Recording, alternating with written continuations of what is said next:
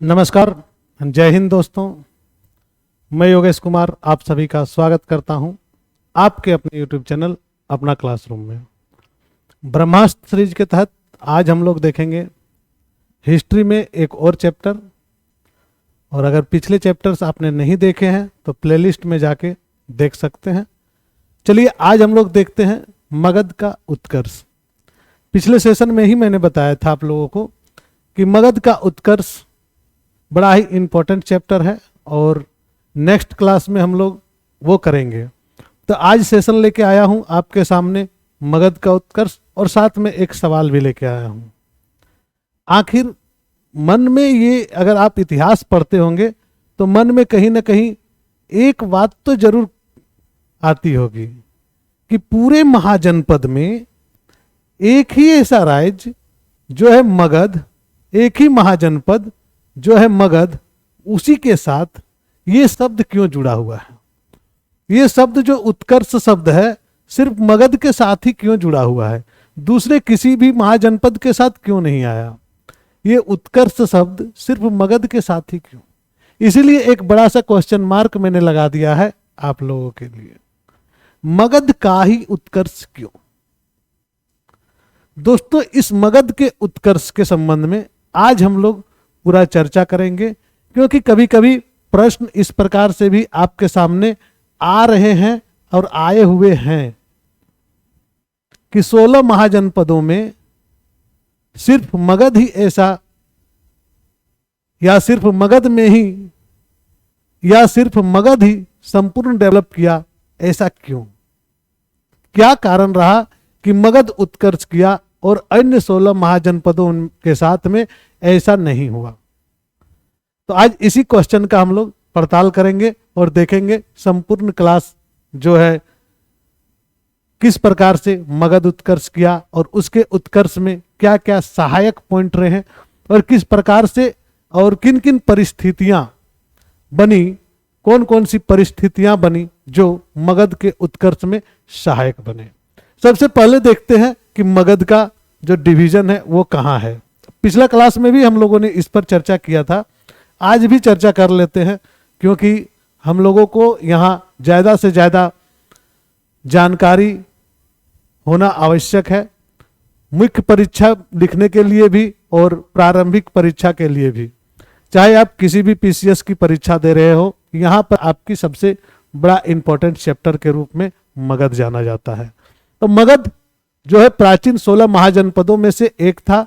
इसका आधुनिक क्षेत्र कौन सा है, तो इसका आधुनिक क्षेत्र पटना और गया जिले का जो अभी वर्तमान क्षेत्र है, उसी क्षेत्र में उस समय क्या नाम हुआ करता था, तो मगध नाम हुआ करता था। इस नाम में अभी भी बिहार में एक यूनिवर्सिटी भी है, एक क्षेत्र भी है जिसे मगध मंडल के नाम से जाना जाता है या मगध का क्षेत्र भी कहा जाता है, मगध यूनिवर्सिटी भी है। तो मगध का नाम अभी भी है, लेकिन सर्वप्रथम उल्लेख जो है मगध का यह है अथर्ववेद में। कहां पर है सबसे पहले मगध का उल्लेख, कहां पर है, तो अथर्ववेद में सबसे पहले मगध का उल्लेख किया गया है। अगर परिस्थितियां देखेंगे तो इस मगध में, यानी कि इस क्षेत्र की सबसे बड़ी खासियत क्या रही है, इस क्षेत्र की, मगध का जो क्षेत्र है, यह क्षेत्र, इस क्षेत्र की सबसे बड़ी खासियत रही है कि इसके उत्तर भाग में क्या है, गंगा नदी है और इसके दक्षिण भाग में विंध्य पर्वत है। एक तरफ चंपा है, एक तरफ सोन नदी है, यानी कि एक किला के रूप में यह मगध बना हुआ है। बाहरी आक्रमण से यह एकदम से बचा हुआ क्षेत्र है। इस कारण से मगध में किसी बाहरी का प्रवेश आसान नहीं था। आज के संदर्भ में यह बात नहीं हो रही है। आज तो वायुसेना है, आपका जेट पायलट्स जो है कहीं भी बम वर्षा करके निकल जाते हैं, ब्रह्मोस जैसा मिसाइल है कहीं पर भी छोड़ के उसको तबाह किया जा सकता है। लेकिन यह उस कालखंड की बात है जिस कालखंड में इन सभी चीजों का कोई रोल नहीं हुआ करता था। तो मगध के उत्कर्ष में सबसे बड़ा रोल रहा उनकी भौगोलिक पृष्ठभूमि की, यानी कि भौगोलिक जो क्षेत्र है उस पर। इसके अलावे भी कई और जो चीजें हैं, जो तत्व है, वह किया मगध के उत्कर्ष में सहायता। कहते हैं 16 महाजनों में, महाजनपदों में यह सबसे शक्तिशाली था और प्रभावशाली महाजनपद था। इसके प्राचीन काल में इसकी जो स्थापना है वह बृहद्रथ के द्वारा की गई थी। मगध की स्थापना किसके द्वारा की गई थी? तो बृहद्रथ के द्वारा की गई थी। मगध की स्थापना बृहद्रथ ने की थी। और इसके उत्कर्ष होने के अगर कारणों को अगर हम जाएंगे कि मगध इतना डेवलप क्यों, तो इसके जो कारण है उसमें सबसे बड़ा कारण है आर्थिक यानी कि इकोनॉमिक कारण, दूसरा जो है उसका भौगोलिक कारण, और तीसरा कारण अगर हम रखेंगे तो यह राजनीतिक कारण है। दोस्तों यहां पर एक चीज और मैं बता दूं कि मगध के उत्कर्ष में सबसे बड़ा कारण आर्थिक कारण क्यों है, और इसके बाद भौगोलिक कारण क्यों है, और राजनीतिक स्थिरता क्यों आवश्यक है। सभी चीजें आपके सामने रखी जाएंगी एक एक करके। तो तीनों ही कारण सपोर्ट किया किसका? तो मगध के उत्कर्ष में। मगध के उत्कर्ष के लिए सबसे ज्यादा उत्तरदायी अगर कोई रहा तो ये तीनों ही कारण रहे। इन तीनों कारणों का जो सबसे बड़ा रोल है वह रोल है आर्थिक कारण का। आर्थिक कारण किसी भी साम्राज्य के उत्कर्ष में बहुत बड़ा योगदान रखता है। आप बहुत शक्तिशाली हैं, बहुत पावरफुल है, आपके पास बहुत ज्ञान है, सारी चीजें आपके साथ में है, लेकिन आपके पास आप आर्थिक रूप से अगर कमजोर हैं तो समाज आपको वो सम्मान नहीं देती है। उस समय की भी बात करें चाहे वर्तमान समय की बात करें, समाज में सम्मान पाने के लिए ज्ञान के साथ साथ में आपको आर्थिक रूप से मजबूत होना भी जरूरी होता है। समाज में उन लोगों की इज्जत जो अनपढ़ हैं और ज्यादा पैसा कमा लिए हैं, उन लोगों की इज्जत एक पढ़े लिखे की तुलना में ज्यादा हो जाती है। ऐसी समाज की आज की ही नहीं, प्राचीन काल से ही ऐसी जो है धारणाएं रही है। आज इतिहास में मैं इसलिए बोल रहा हूं कि ये इंपॉर्टेंट क्यों है इकोनॉमिक कारण मगध के उत्कर्ष में, ये चीज के बारे में जान लेते हैं। किसी भी क्षेत्र में प्रगति के लिए आर्थिक दृष्टि से मजबूत होना बहुत ही जरूरी होता है, और आर्थिक दृष्टि से मजबूत मगध भी था, क्योंकि यहां पर उत्पादन का अधिशेष था। यहां पर अधिशेष का मतलब आप जान लीजिए। उत्पादन का अधिशेष कहने का मतलब है वो अनाज या उत्पादन में जो भी चीजों का आप उत्पादन कर रहे हैं, अपनी खपत के बाद यानी अपने यूज करने के पश्चात जितनी आपकी खपत है वो हो जाने के पश्चात जो बच जाता है उसे हम अधिशेष कहते हैं। इसको इस प्रकार से भी समझ सके कि अपना पेट भरने के बाद जो चीजें आपके पास रह गई वो आपका अधिशेष, या अपने सारे काम हो जाने के बाद जो चीजें आपके पास बच गई वह उसका अधिशेष। अधिशेष का यहां पर बड़ा रोल रहता है। क्यों? क्योंकि अगर उत्पादन ज्यादा हो रही है किसी चीज की और अधिशेष आपके पास बच रही है, तो ऐसे में क्या हो जाता है कि आप उसका कहीं ना कहीं बिक्री करेंगे। इससे आपको अर्थ लाभ होगा और वह अर्थ लाभ आपको आगे बढ़ने में मदद करेगी। यहां पर भी वही होता है। यहां पर बचे हुए उत्पादित सामग्री जो है उस सामग्री को बेचकर धन कमाया जाता है, और मगध में अधिशेष के उत्पादन में उसकी आर्थिक स्थिति क्या हुआ? मजबूत हुई, क्योंकि मगध का जो क्षेत्र है बहुत सारी नदियों के बीच का क्षेत्र है। बहुत सारी नदियों के बीच का क्षेत्र है मगध का क्षेत्र। अगर इस मैप में देखें तो ये जो मगध है, इधर चंपा नदी है, गंगा नदी है, सोन नदी है, यानी कि यह क्या है? दोआब है। और अगर हम बोलेंगे यह एक मजबूत भूमि के साथ साथ में उपजाऊ क्षेत्र भी है, तो कहीं से गलत नहीं होगा, क्योंकि प्रति वर्ष इन नदियों के द्वारा निक्षेपित जो मिट्टी है वह मिट्टी इसे उपजाऊ बनाने का कोई कसर नहीं छोड़ती। जब उपजाऊ क्षेत्र होगा तो स्वाभाविक रूप से वहां पर कृषि अधिकतम होगी, और कृषि अधिकतम होगी तो अधिशेष भी बचेंगे। यहां पर क्या था कि इस क्षेत्र में जो जलोढ़ मिट्टी वहां की जो नदियां लेके आती थी, यह जलोढ़ मिट्टी काफी उपजाऊ थी। इससे कृषि को बहुत सहायता मिलती थी और उत्पादन भी अच्छा होता था। मतलब बिना यूरिया बिना सल्फेट का ही उत्पादन इतना अच्छा होता था कि उन लोगों के पास अधिशेष बच जाता था। नेक्स्ट अगर बात करें हम, तो यहां की जो राजनीतिक स्थिति, राजनीतिक स्थिति कहने का मतलब है कि मगध उस काल में सबसे शक्तिशाली इसलिए भी था क्योंकि वहां पर राजनीतिक स्थिरता थी। 2014 के पहले की अगर बात करेंगे भारतीय राजनीति के संदर्भ में, तो इतनी अच्छी स्थिति नहीं कही जा सकती थी। जब मोदी जी के काल से पहले का कालखंड की अगर मैं बात करूं तो 2014 के बाद परिस्थितियां बदली है और आज भारत एनडीए के नेतृत्व में या मोदी जी के नेतृत्व में एक मजबूत सरकार देने में सफल रही है।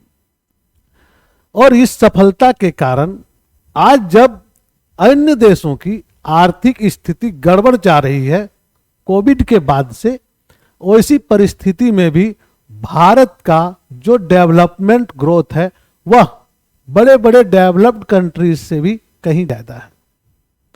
अमेरिकी जैसी कंपनी जिसे दिवालिया होने के रूप में अभी देखा जा रहा है, कई अन्य देश दिवालिया हो चुके हैं। ऐसे में भारत का यह जो ग्रोथ है, इस ग्रोथ पर बहुत सारी चर्चाएं होती हैं।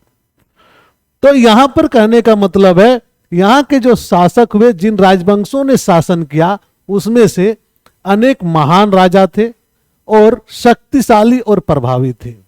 राजनीतिक स्थिति मजबूत रहने के कारण किसी भी क्षेत्र में सबसे बड़े पद पर, चाहे वह लोकतंत्र हो या राजतंत्र हो, उसका मजबूत होना बहुत ही जरूरी है। डेवलपमेंट के लिए सबसे ज्यादा जरूरी क्या है? मजबूत शासक का होना। मगध में अगर कहेंगे शासक, तो मगध में शासकों ने जो प्रशासनिक तंत्र या जो प्रशासनिक पद्धति अपनाई, जो ढांचा बनाया, उससे मगध जो है एक उच्च कोटि का एडमिनिस्ट्रेशन अपने अंदर समेट लिया। और इस एडमिनिस्ट्रेशन के फलस्वरूप क्या होता है, इस एडमिनिस्ट्रेशन के कारण क्या होता है कि मगध की जो जनता है वह कभी विद्रोह नहीं कर पाई। पहला तो आर्थिक कारण था, आर्थिक रूप से परिपूर्ण थे। दूसरा, प्रशासनिक ढांचा बहुत ही बेहतरीन कर ली। तीसरा जो कारण है वहां की भौगोलिक परिस्थिति, जो भौगोलिक परिस्थिति वहां की थी, यानी कि जो भूगोल वहां की थी, कंडीशंस जो थी, वह कंडीशंस उसे मजबूत होने में हेल्प करने लगी। और भौगोलिक कंडीशंस की बात करें तो इसकी प्रगति का सबसे बड़ा सहयोग रहा, क्योंकि मगध की जो राजधानी थी पहली गिरिब्रज थी, राजगिरी थी। यह पहले पर्वतों से घिरी हुई थी चारों तरफ से। उसके बाद जब इसकी राजधानी को पाटलिपुत्र बनी तो वह नदियां जैसे गंगा, सोन, गंडक, इन नदियों के से घिरी हुई थी। ऐसा प्राकृतिक संसाधनों से संपन्न मगध को शत्रुओं से एक प्रकार की सुरक्षा भी मिली हुई थी और एक किला भी बनी हुई थी। यानी कि पहला तो रिसोर्सेस, नेचुरल रिसोर्सेस थी, और दूसरा थी नेचुरल सपोर्ट। और ये जो नेचुरल सपोर्ट थी, इस नेचुरल सपोर्ट के कारण मगध का जो एरिया था वह एरिया बहुत तरह से बंधा हुआ था। इन नदियों के माध्यम से क्या हो रहा था, पहले तो एक सुरक्षा हो ही रही थी, दूसरा जल मार्गों से व्यवसाय की भी जो है परिकल्पना यहां पर देखी जा सकती है। क्योंकि अधिशेष यहां पर था, तो ऐसी स्थिति में ये लोग अपने सामान को आराम से अन्य क्षेत्रों में विनिमय कर सकते थे और उससे अपनी स्थिति मजबूत कर सकते थे। इस काल में मगध में चूंकि लोहे की खोज इस समय हो चुकी थी, खेती उन्नत हो चुकी थी, अस्त्र शस्त्र का निर्माण होना चालू हो चुका था और बहुत सारी चीजें मगध में निर्माण होने लगी थी, खास करके लड़ाई में प्रयोग होने वाला रथ और इन सभी का भी व्यापार हो रहा था।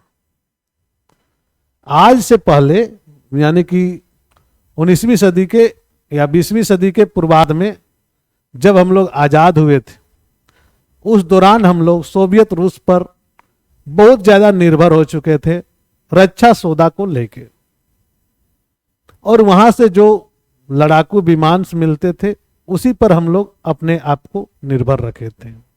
वर्तमान समय में हम रक्षा मामले में बहुत हद तक आत्मनिर्भर बनने की ओर है।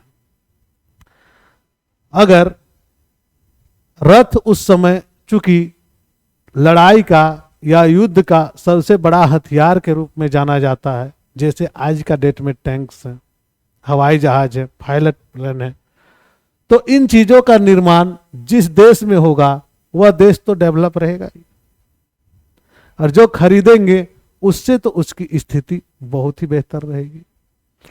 यहां पर अगर बात करें हम तो इनका व्यापार भी ये लोग क्या करते थे। नेक्स्ट चीजें देखेंगे कि यहां की भौगोलिक परिस्थिति, मगध का क्षेत्र जो छोटा नागपुर का पठारी क्षेत्र, झारखंड के लोग भी जानेंगे, यहां पर पर्याप्त मात्रा में लौह अयस्क मिलते थे और लोहा बनाने के लिए कच्चा माल प्राप्त होता था, और उत्तर वैदिक काल में ही लोहे की खोज हो चुकी थी। और अगर आप झारखंड का इतिहास जानेंगे और अगर आपने झारखंड का इतिहास पढ़ा है तो झारखंड के इतिहास में सबसे पहले लोहा गलाने की जो जानकारी है वह असुर जनजाति ने प्राप्त की थी, और असुर जनजाति के द्वारा ही लोहे की जो है गलाने की जो प्रक्रिया है वह पूरे भारत में हुई थी। मगध के जंगलों में अगर देखेंगे तो हाथियां पर्याप्त मात्रा में मिलती हैं, और हाथियों से उस समय पकड़ा जाता था हाथियों को, और हाथियों का जो है युद्ध में इस्तेमाल करते थे। इस प्रकार से लोहे से रथ बन जाते थे, लोहे से हथियार बन जाते थे, और लोहा गलाने की ऑलरेडी इनकी मालूम थे। साथ में लड़ाई में प्रयुक्त होने वाले हाथियों का यहां पर बहुत बड़ा रोल रहता था। ये हाथियां भी आसानी से इन क्षेत्रों में मिल जाते थे। कुल मिला के अगर हम बात करें तो इस क्षेत्र में सारी वे चीजें थी जो एक राष्ट्र को संपन्न होने में मदद करती है। तीसरी बातें होती है कि इस संपन्नता को बरकरार रखने के लिए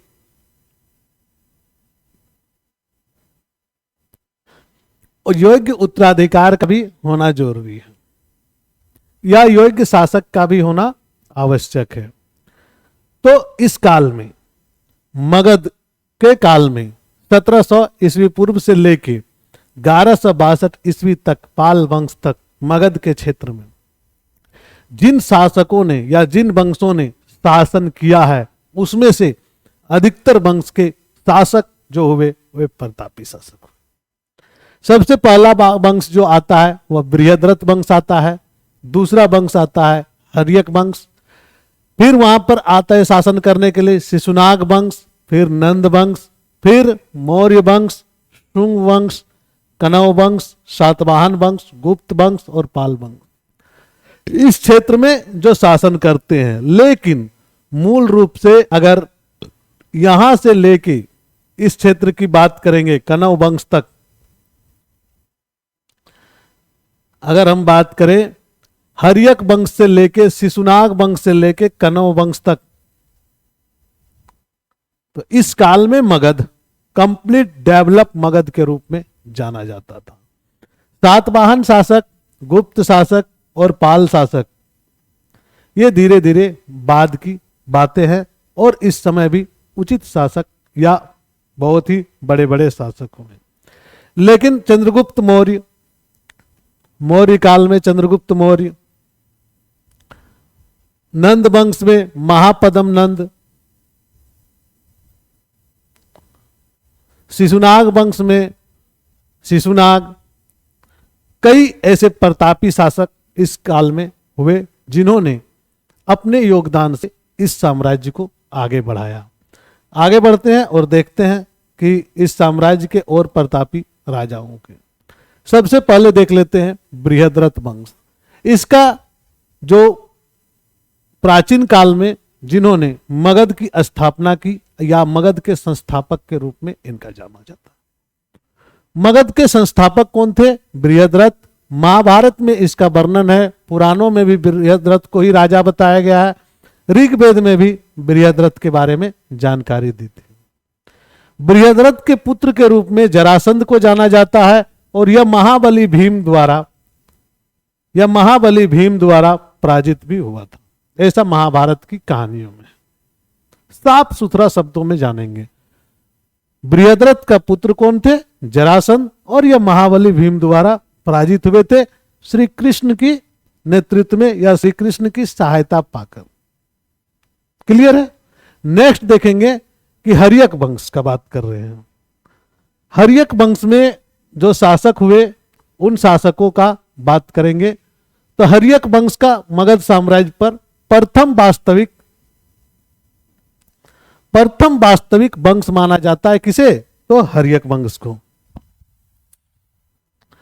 प्रथम वास्तविक वंश माना जाता है। इस वंश को पितृहंता वंश के नाम से भी संबोधित किया जाता है, क्योंकि इस समय अधिकतर राजाओं ने राजगद्दी पाने के लिए अपने पिता का हत्या किया था, और अपने पिता का हत्या करने के कारण इस वंश को हम लोग पितृहंता वंश के रूप में जानते हैं। इस काल में महान शासक कई हुए। इसमें से बिंबिसार जो 544 ईस्वी पूर्व से लेकर 491 ईस्वी पर तक मगध में शासक बना, इन्होंने इस वंश का स्थापना किया था। किसका? हर्यक वंश का। और यह हर्यक वंश 544 ईस्वी पूर्व में की गई थी स्थापना, और बिंबिसार द्वारा राजगृह नामक शहर को भी स्थापित किया था। कहा जाता है कि उन्होंने अपनी राजधानी बनाया और इस प्रकार राजगृह को मगध का प्रथम राजधानी बनाने का श्रेय है।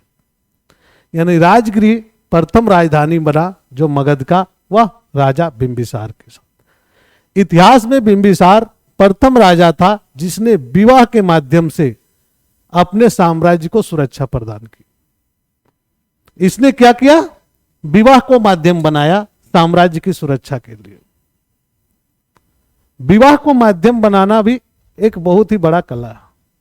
वैवाहिक क्षेत्र से कई क्षेत्रों को बिना लड़े ही वैवाहिक संबंध से जीते जा सकते हैं। रिश्ते नाते में झगड़ा झंझट थोड़ा कम होते हैं, और इसी कारण से वैवाहिक संबंध को स्थापित करना ही उन्होंने उचित समझा। और बिंबिसार जो पहला शासक था, इन्होंने बिना किसी युद्ध के, बिना किसी युद्ध लड़े क्षेत्र की राजकुमारी से विवाह करके उसके क्षेत्र को एक्वायर कर लेता था। बड़ा ही चालाक किस्म का ये शासक था।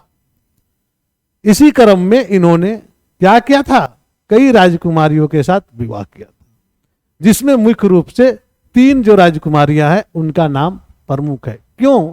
क्योंकि ये तीनों वंश, कौशल, लिच्छवी और मद्र, तीनों वंश बड़े ही प्रतापी वंश थे उस समय, और तीनों के साथ में इन्होंने क्या किया? वैवाहिक संबंध स्थापित किया। देखा, लड़ाई करेंगे, झगड़ा करेंगे, दोनों की हानि होगी, उस हानि से बचाव के लिए वैवाहिक संबंध ही ठीक है।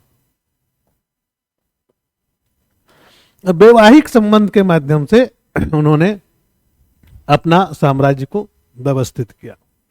उन्होंने महाकोसला देवी से विवाह किया, फिर लिच्छवी राजवंश की राजकुमारी चेलना से विवाह किया, फिर क्षेमा जो कि मद्र राजवंश, और मद्र राजवंश के बारे में आप महाभारत में भी देखे होंगे। शल्य जो थे वह मद्र क्षेत्र के राजा भी थे, और जो महाभारत में जो छोटे दोनों भाई थे नकुल और सहदेव, उनके मामा घर भी मद्र नरेश के यहाँ ही थी। दोस्तों, यहां पर कई चीजें और भी है जिसे जानना है। इस समय बिंबिसार ने ब्रह्मदत्त से अंगराज्य के शासक थे उन पर आक्रमण किया था और उसे हराया था।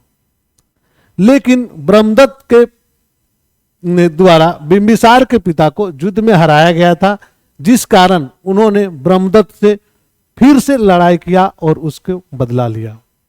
बिंबिसार के दरबार में एक राजवेद हुआ करते थे जिनका नाम था जीवक, और जब गौतम बुद्ध की तबीयत बिगड़ी थी तो उन्होंने बिंबिसार ने ही अपने राजवेद जीवक को उनके सेवा के लिए भेजा था। इसके अलावा भी बिंबिसार ने राजा प्रद्योत को इस जीवक को उसके स्वास्थ्य सुधार के लिए भेजा था। राजा प्रद्योत जिन्हें पीलिया की बीमारी थी या जिन्हें पांडु रोग थे, उनके लिए भी इन्होंने यही कदम उठाया था। दोस्तों, कई तरह की और भी घटनाएं हैं, लेकिन सबसे बड़ी घटना है कि इन्होंने बहुत ही लंबे समय तक शासन किया था। उसके पश्चात उनका पुत्र अजातशत्रु 492 ईस्वी से 460 ईस्वी तक शासन में बैठा। अजातशत्रु का पिता चूंकि ऑलरेडी इतने समय तक शासन कर चुका था कि इनकी जो उम्र थी वह अभी बहुत बड़ी हो चुकी थी। लंबे समय तक शासन करने के लिए उन्होंने एक जो होता है ना मन का भ्रांति कि मैं शासक नहीं बन पाऊंगा, और भी दूसरे जो राजकुमार है वे भी बड़े हो रहे हैं, इसी कारण से अजातशत्रु ने अपने पिता बिंबिसार को हत्या कर दी और वे राजगद्दी पर बैठे। बिंबिसार आक्रमणकारी स्वभाव का था और उन्होंने अपने साम्राज्य की प्रसार भी करना शुरू कर दिया था। अजातशत्रु अपने साम्राज्य का प्रसार भी करना चालू कर दिया था। इनका अजातशत्रु का बचपन का नाम था कुनिक, इसे कुनिक नाम से संबोधित किया जाता था, और उन्होंने बिंबिसार को मार अपने राजगद्दी को हासिल कर लिया। अजातशत्रु के बारे में कहा जाता है कि अजातशत्रु जब राजा बना तब उसकी सौतेली मां यानी कौशला देवी खुश नहीं थी, और बिंबिसार के साथ विवाह के बाद जो काशी प्रदेश दहेज में मिला था वह अब अजातशत्रु के राजा बनने के बाद उन्होंने अपने भाई प्रसेनजीत को वापस कर दिया। लेकिन ये चूंकि था अजातशत्रु लड़ाकू स्वभाव का, उन्होंने क्या किया, प्रसेनजीत को लड़ाई के लिए निमंत्रित कर दिया और फिर से काशी क्षेत्र को जीतकर अपने मगध में वापस मिला लिया, और प्रसेनजीत की पुत्री से बजीरा से विवाह भी कर लिया। अब ऐसे में सोचेंगे तो चचेरी मामा की बेटी हो गई। चचेरी मामा क्यों, बड़े जो उसकी ही सौतेली माँ थी, सौतेली माँ की भाई उसकी पुत्री बजीरा, उसके साथ उन्होंने विवाह संबंध स्थापित किया।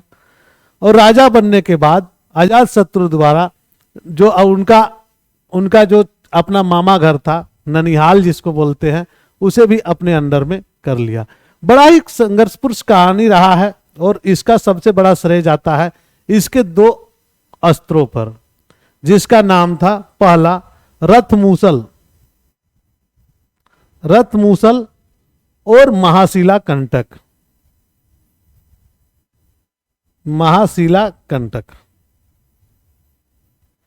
ये 2 हथियार जो थे इसका बड़ा ही कारगर था उस समय, और इसी कारण से इसी युद्ध शैली से महाशिलाकांतक और रथमूसला से वे सभी को हमला करते थे और जीत जाते थे। गौतम बुद्ध के महापरिनिर्वाण जो कि 483 ईस्वी पूर्व में हुआ था, यह अजातशत्रु के शासनकाल में ही हुआ था, और अजातशत्रु द्वारा बौद्ध धर्म की प्रथम बौद्ध संगीति या सभा का आयोजन भी किया गया था।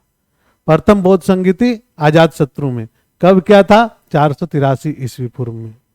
नेक्स्ट अगर शासक की बात करेंगे तो वह उदयन होता है, और उदयन हर्यक वंशी अजातशत्रु का पुत्र था। उसने अपने पिता अजातशत्रु की हत्या करके राज सिंहासन प्राप्त किया था।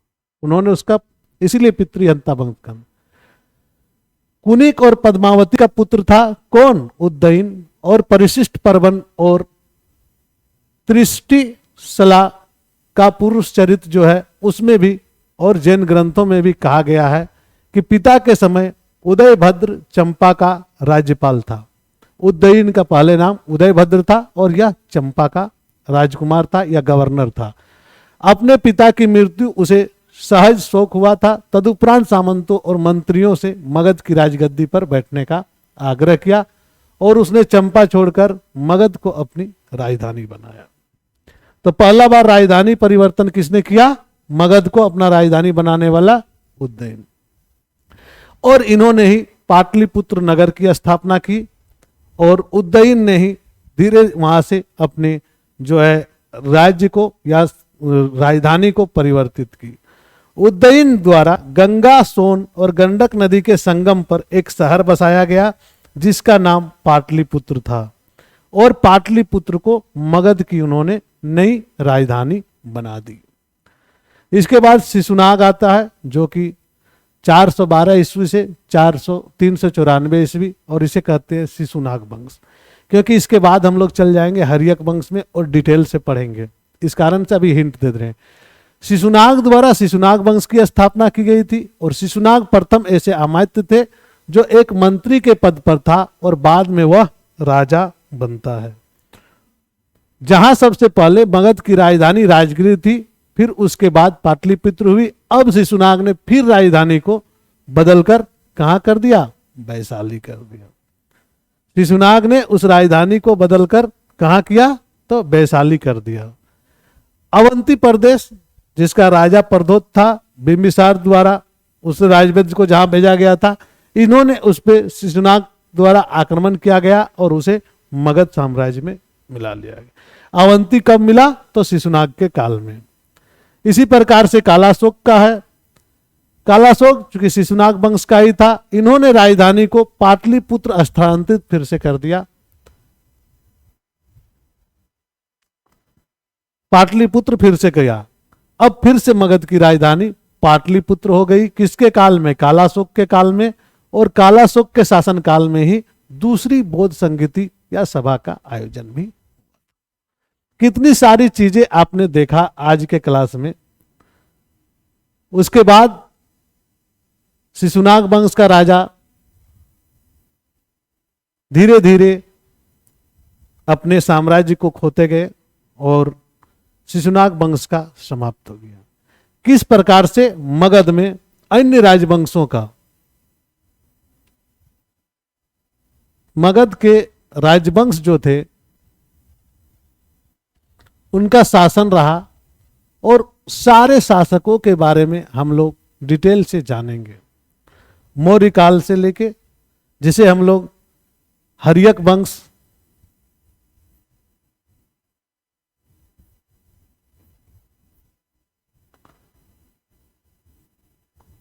शिशुनाग वंश,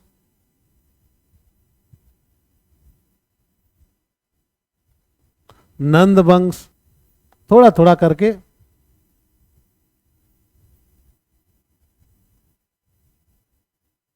मौर्य वंश, इन सभी के प्रमुख शासकों के बारे में हम लोग धीरे धीरे नेक्स्ट क्लास में करते जाएंगे।